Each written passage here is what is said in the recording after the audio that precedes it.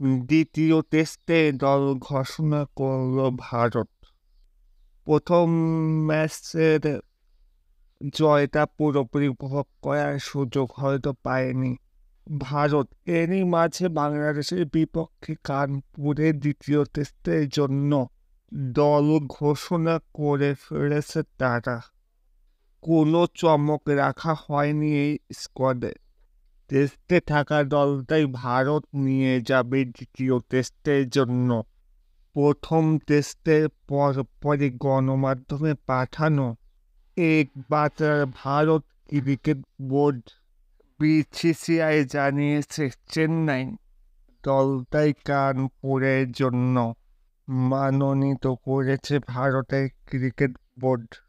BCCI এর সচিব জয় শাহ সংক্ষিপ্ত বিবৃতিতে নিশ্চিত করা হয়েছে বাংলাদেশের বিপক্ষে সিরিজের আগে ট্রফি দল বিবেচনা করার কথা জানানো হয়েছিল।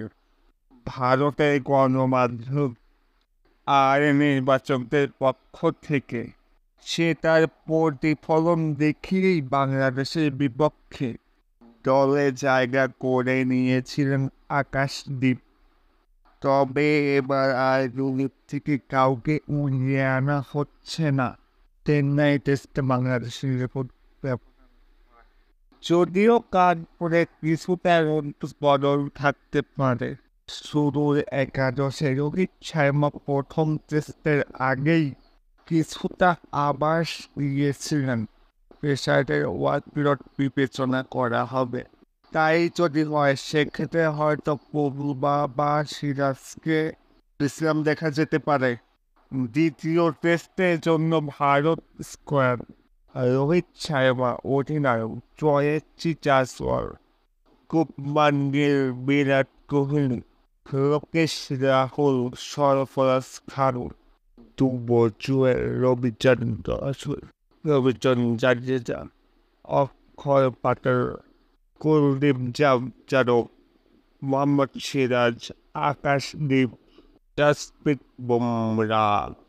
$10 27 সেপ্টেম্বর থেকে 1 অক্টোবর পর্যন্ত কানপুরে সিরিজের দ্বিতীয় ও শেষ দুটি ম্যাচই আইসিসি টেস্ট চ্যাম্পিয়নশিপের অংশ।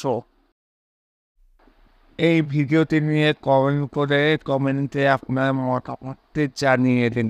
ধন্যবাদ।